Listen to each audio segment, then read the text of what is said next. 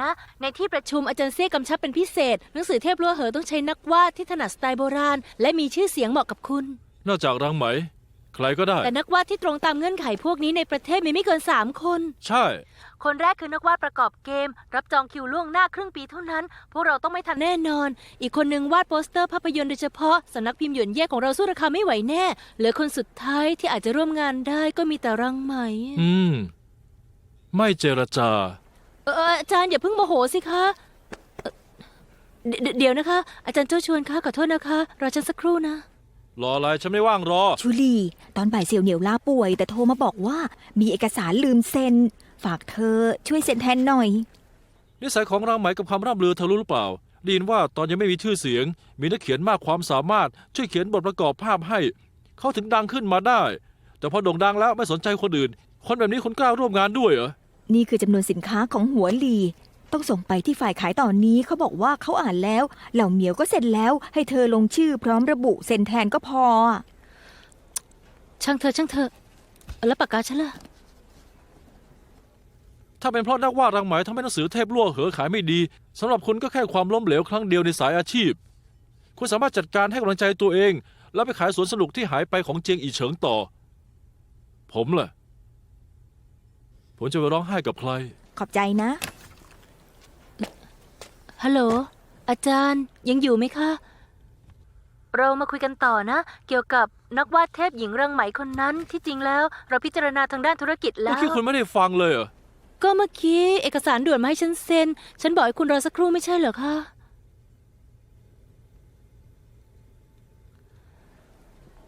ก็ถึงตอนที่ฉันให้อาจารย์รอสักครู่ไม่ใช่เหรอ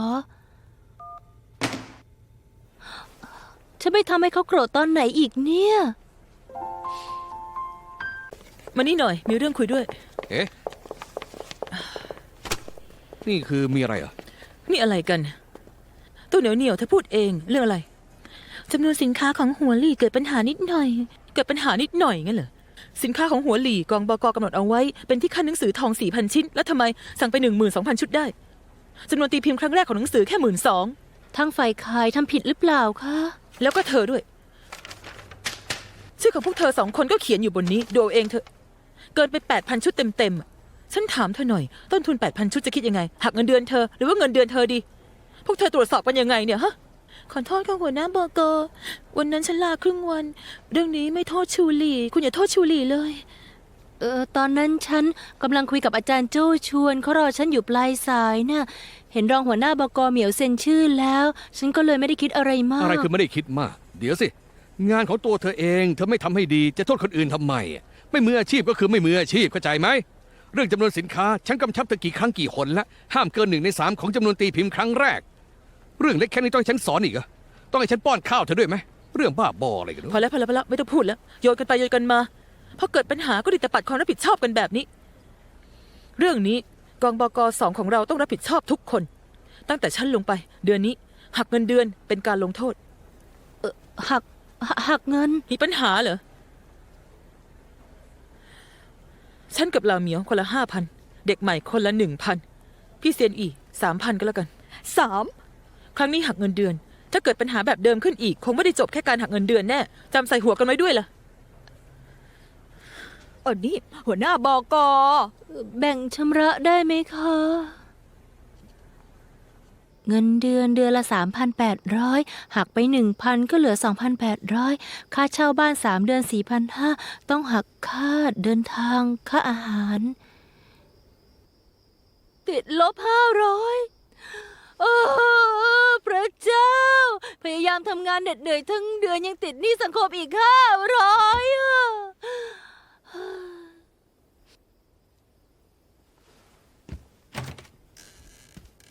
คุณน้าห้องเช่ามาได้ยังไงคะนี่แม่หนูเกิดอะไรขึ้นกับประตูตู้เย็นทำไมปิดไม่ได้ประตูตู้เย็นก็ปิดไม่สนิทมาตลอดนี่คะตอนเธอย้ายเข้ามาอยู่ฉันเพิ่งเปลี่ยนใหม่ทั้งหมดเข้าใจไหมเธอใช้ของแบบนี้ของดีแค่ไหนก็พังหมดแน่นอนเลยช่างเถอะเป็นสาวเป็นแซ่ฉันไม่อยากถือสาหาความมากคุณน้า สรุปแล้วมีเรื่องอะไรเหรอคะ คืออย่างนี้ ลูกชายฉันจะแต่งงาน ฉันอยากจะใช้ห้องนี้ทำห้องหอให้เขา วันนี้ฉันก็เลยมาคุยกับเธอหน่อย หมดเดือนนี้ย้ายออกไปได้หรือเปล่า ย้ายออกเหรอ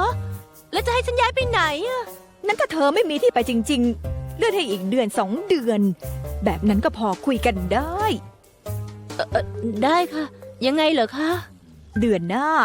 เพิ่มค่าเช่า500 ฮะ ฉันจะให้เธออยู่ต่ออีกเดือน 500 ห้องเก่าๆของคุณเนี่ยน่าจะเพิ่มอีก 500 เธอนี่ท่าทีอะไรอ่ะ ลูกชายฉันแต่งงานเรื่องใหญ่ขนาดนี้ ฉันผ่อนผันให้นี่เห็นแก่เธอนะ ถ้าเธอไม่อยากอยู่ย้ายออกไปก็สิ้นเรื่อง อาทิตย์หน้าฉันจะให้คนมาทำความสะอาด แต่ถ้าเธอไม่ไปเงินมัดจำ1 เดือน ฉันไม่คืนให้หรอกนะ คุณนะเฮ้ยทีแรกคิดว่าจะดื่มน้ำเปล่าประทังชีพทั้งเดือน ตอนนี้ดูท่าคงได้แต่สูดอากาศแล้วอะ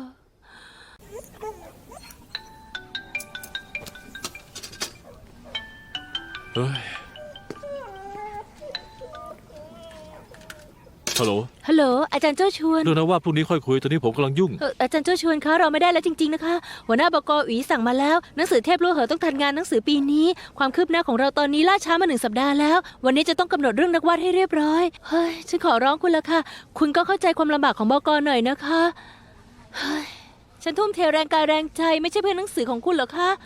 ทำไมพวกคุณถึงเป็นแบบนี้กันหมดทุกคนเลย เรื่องของตัวเองจะใส่ใจหน่อยไม่ได้เหรอฮัลโหล พูดจบหรือยัง ผมอยู่โรงพยาบาล มีอะไรคุณมาคุยกับผมต่อหน้าได้เลย โรงพยาบาลทำไมคุณถึงไปโรงพยาบาลน่ะโรงพยาบาลไหนคะฉันจะไปเดี๋ยวนี้เลย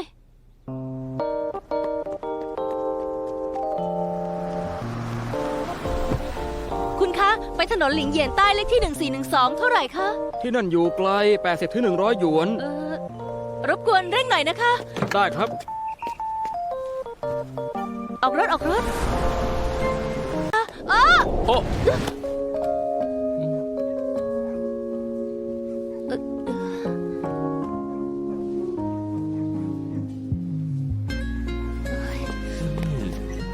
เป็นห่วงโกขนาดนี้เลย รองเท้าก็สวมกลับข้าง ฉันนึกว่าเกิดเรื่องกับคุณซะอีกอะก็เลยรีบร้อนมาถึงที่นี่ ที่แท้เป็นที่อยู่โรงพยาบาลสัตว์นี่เองอะ โกกัดกับเยอรมันเชฟเพิร์ด แต่ว่าไม่เป็นไร ยังมีชีวิตอยู่ แล้วมันชนะหรือเปล่าอะ ฮะ โถเอ้ยหมา2 ตัวกัดกันจบแล้ว ฉันก็ถามไปงั้นเองอะ ด้วยการศึกษาของคุณ ลูกของคุณในอนาคตต้องเป็นอันธพาลโรงเรียนอนุบาลแน่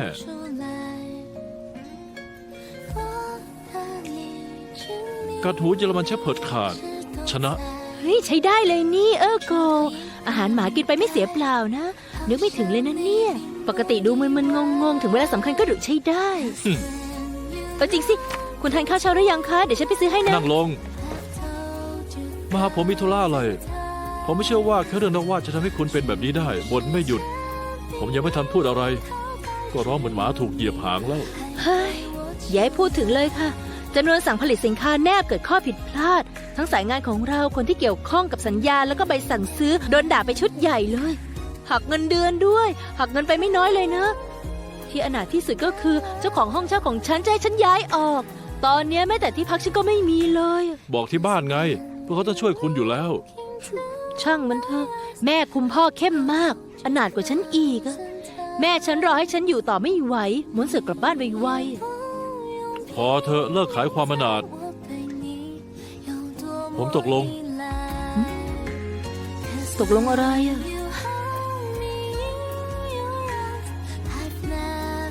คุณบอกว่าอะไรล่ะ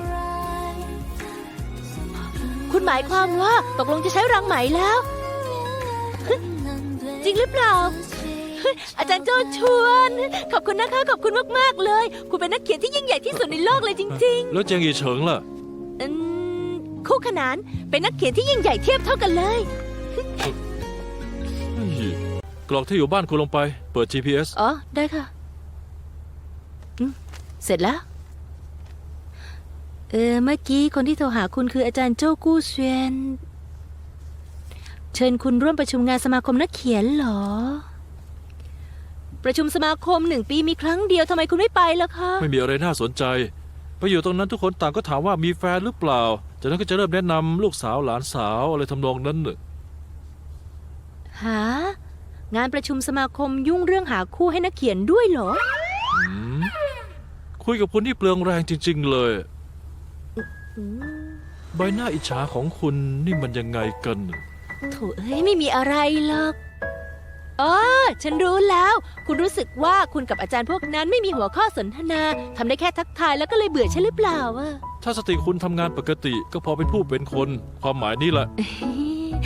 อันที่จริงวรรณกรรมดั้งเดิมก็มีจุดที่ควรค่าแก่การเรียนรู้มากมายนิยายก็น่าอ่านเพิ่มความคิดที่ลึกซึ้งลงไป มันคือความบันเทิงที่แฝงข้อคิด คุณควรเปิดใจรับหน่อยสิอาจารย์โจ้ชู เราเหมียวก็สอนคุณทุกวัน คุณชอบฟังเหรอนักเขียนที่เก่งและมีคุณธรรมมีอยู่ แต่ยังมีคนอีกประเภท ก็เหมือนเราเหมียว เขาไม่หวังให้คุณเป็นบก.ที่ดี เขาแค่อยากบอกทุกคนว่า สิ่งที่ควรทำผมทำหมดแล้ว อย่าหาว่าผมไม่เปิดใจ เขาไม่เรียนรู้เองต่างหาก ฉันรู้เหล่าเหมียวเห็นฉันขัดตามาตลอด อยากให้ฉันออก แต่ฉันไม่เคยที่จะไม่ทำงานให้ดี เพราะเหตุผลนี้จะให้ออกจากป่าใหญ่ที่อุดมสมบูรณ์แห่งนี้เหร ใน อ เมื่อไม่สามารถเข้ากับห่วงโซ่อาหารอย่างสมบูรณ์ เพื่อเอาชีวิตรอดก็ต้องรีบจากไป นี่ อาจารย์โจ้ชวนทำไมคุณถึงคิดแบบเนี้ยขนาดโกะยังรู้จักต่อสู้เพื่อถิ่นฐานของตัวเองเลย ตอนที่คุณได้เจอสภาพแวดล้อมใหม่แต่กลับพบว่าตัวเองไม่อาจหลอมรวมได้อย่างสมบูรณ์ จะหันหน้าจากไปได้ยังไง ต้องพยายามให้มากขึ้นเป็นจุดสูงสุดของห่วงโซ่อาหารถึงจะถูก การหนีไม่มีทางแก้ปัญหาใดๆได้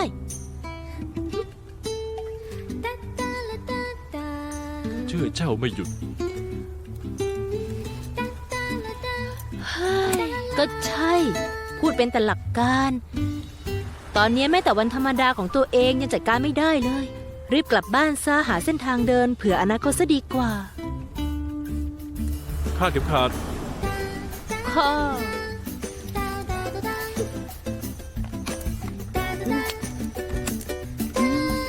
ขอบคุณค่ะ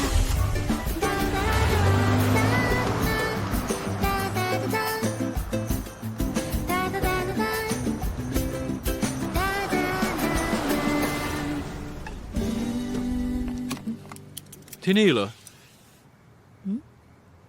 ที่นี่แหละ คุณกลุ้มใจร้องโวยวายเพราะกำลังจะสูญเสียสถานที่แบบนี้เหรอ ก็สถานที่นี้ก็ดีกว่าชุมชนขอทานไม่ใช่เหรอ งั้นฉันกลับบ้านแล้วนะ ขอบคุณอาจารย์ที่มาส่งดูแลโกะให้ดีด้วยล่ะ ผมมีความคิดหนึ่ง อืม คุณกำลังหาที่พักใช่ไหมผมเนอะก็ต้องการคนดูแลโอโกะตอนที่ผมไม่อยู่ ดังนั้น บ้านผมตอนนี้มีห้องว่างพอดี ไม่ใหญ่มาก ไม่กี่สิบตารางเมตร แล้วก็มีห้องน้ำในตัว ค่าเช่าไม่ต้องจ่าย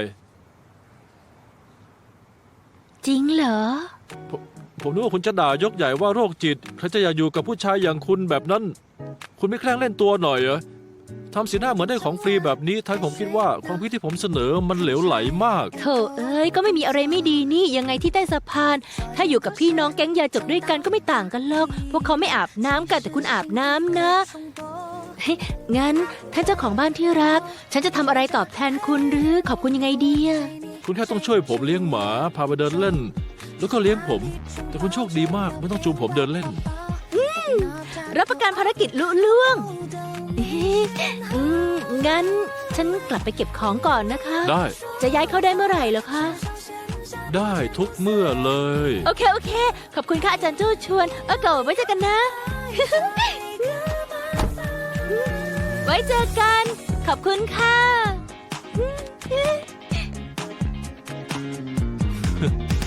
จะตีพิมพ์ปลายปี ขอโทษด้วย งานรีบงานด่วนพวกคุณมาหาผิดคนแล้ว ฉันเป็นคนจริงจังในการวาดรูป ทุกผลงานการวาดของฉันล้วนต้องบรรลุมาตรฐานของตัวเองทั้งนั้น ใช่ค่ะสำนักพิมพ์หยวนเย่ของเราก็ชื่นชมจุดนี้ของคุณถึงได้มาขอร่วมงานกับคุณไง ส่วนเรื่องค่าตอบแทน เราก็จะเพิ่มให้ตามความเหมาะสม ไม่ทราบว่าอาจารย์สนใจหรือเปล่าอะ เพิ่มเงินเหรอ สำนักพิมพ์หยวนเย่สู้ซินตุ้นได้เหรอพอกู้ของซินตุ้นเพิ่งติดต่อฉันมา ฉันน่ะทำหนังสือของเขาก็แทบไม่ทันแล้ว ตารางเต็มจนถึงปลายปีแล้วล่ะ ที่จะตีพิมพ์ครั้งนี้เป็นหนังสือใหม่ของอาจารย์โจ้ชวน หนังสือเทพลั่วเหอ โจชวนเหรอ เขาตั้งใจให้คุณมาหาฉันเหรอ อันที่จริง แน่นอนค่ะ ในฐานะบกของเขา ฉันได้ยินอาจารย์โจ้ชวน พูดถึงคุณทุกวันเลย วันหนึ่งต้องพูดถึง8 รอบ 10 รอบ เขาบอกว่าคุณวาดภาพได้งดงามจริงๆอะที่เรามาในครั้งนี้ก็เพราะว่าอาจารย์โจ้ชวนขอร้องอย่างแข็งขัน ว่าต้องมาหาคุณให้ไปวาดรูปปกหนังสือของเขา จริงเหรอ ดูเหมือนเขาจะชื่นชมคุณเป็นพิเศษเลยล่ะค่ะ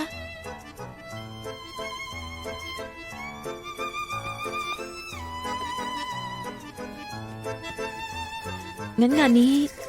ฉันรับแล้วกัน แต่ฉันอยากคุยกับโจ้ชวนด้วยตัวเอง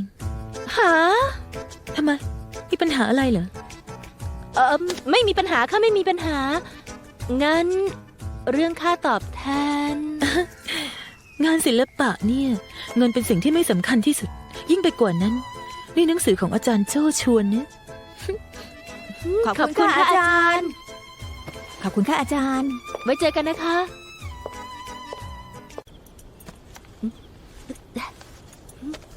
อย่าเพิ่งรีบร้อนขอบคุณ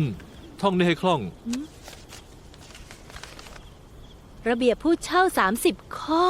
30 ข้อ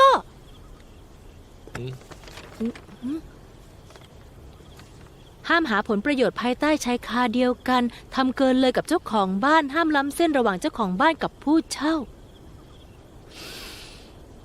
ทำล้ำเส้นเหรอ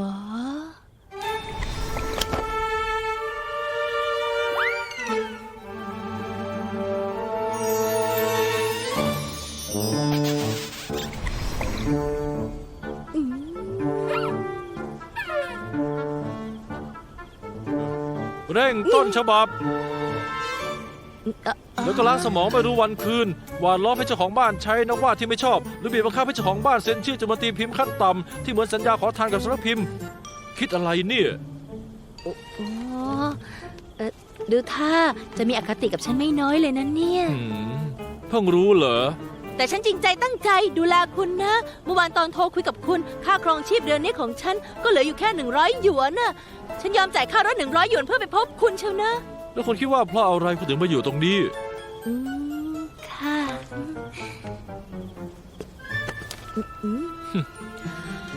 ต้องปกป้องความเป็นส่วนตัวของเจ้าของบ้าน ห้ามเอารูปส่วนตัวของเจ้าของบ้านไปเปิดเผยในโซเชียลมีเดีย ห้ามใช้รูปโป๊ของเจ้าของบ้านข่มขู่เจ้าของบ้าน รูปโป๊ของคุณคือฮะฉันเป็นผู้หญิงใสซื่อขาวสะอาดบริสุทธิ์ผุดผ่องจะมีรูปโป๊ของคุณได้ยังไงอะ ผมจะรู้ได้ไงคนเป็นคนยังไง ผมก็เลยต้องเขียนเอาไว้ ได้ งั้น เพื่อความยุติธรรม เงื่อนไขความเป็นส่วนตัวข้อนี้ ควรใช้เป็นข้อกำหนดเดียวกับเจ้าของบ้านด้วย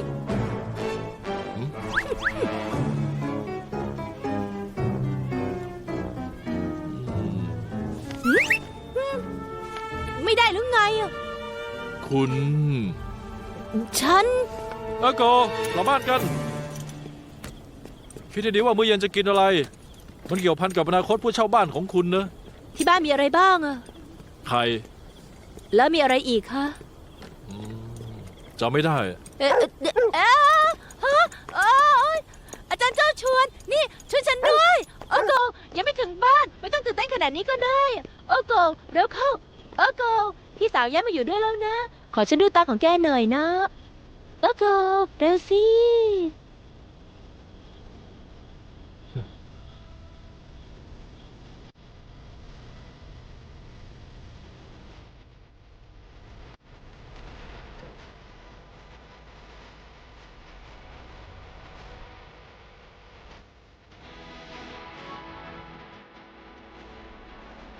พระจันทร์คืนนี้สวยจริง ๆ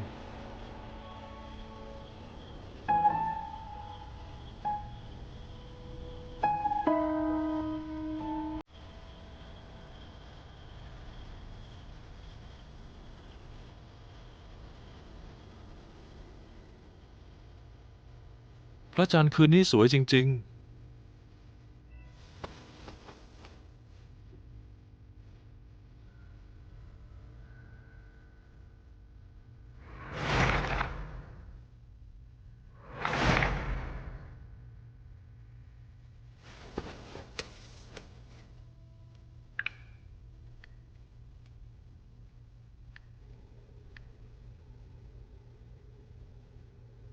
จิ้งจอกหนุ่มจิ้งจอกหนุ่มถ้ามีคนคนหนึ่งจู่ๆพูดกับผู้หญิงคนหนึ่งว่าคืนนี้พระจันทร์สวยจริง ๆ คุณคิดว่าเขาหมายความว่ายังไงอะ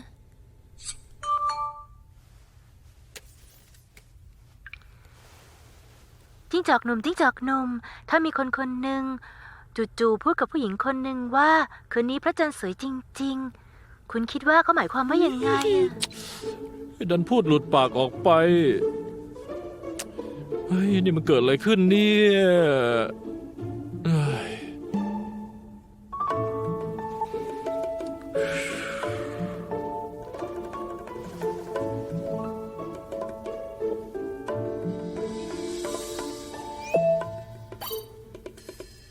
เธอคิดว่าเขาหมายถึงอากาศ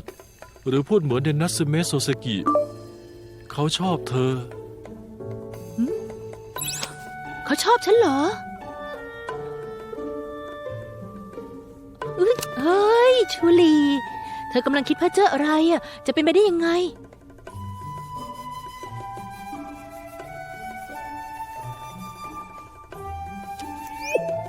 บางครั้งสัญชาตญาณก็เป็นคำตอบที่ถูกที่สุด เธอคิดว่าเขาหมายความว่ายังไง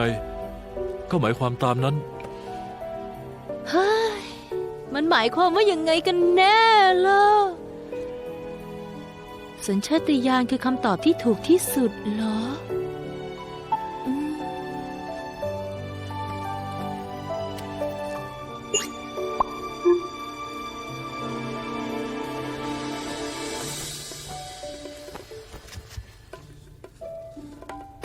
เฮ้ย จิ้งจอกหนุ่มเพิ่งจะเซิร์ชดูอากาศคืนเนี้ยพระจันทร์เต็มดวงจริง ๆ ด้วยอ่ะทั้งยังเป็นครั้งที่กลมที่สุดในประวัติศาสตร์ คงจะพูดเรื่องอากาศนั่นแหละไม่มีทางเป็นความหมายอื่นแล้วอีกอย่างหนึ่งคนคนนั้นน่ะเป็นสิ่งมีชีวิตเซลล์เดียวทำได้แค่แบ่งเซลล์ขยายพันธุ์เอง ไม่มีทางชอบใครได้หรอกแน่นอนว่าฉันช่วยออกความเห็นให้เพื่อนนะ สิ่งมีชีวิตเซลล์เดียว เจ้าลิงจ๋อนี่ โอ้ยตอนนั้นฉันพูดประโยคนั้นไปได้ยังไงเฮ้ย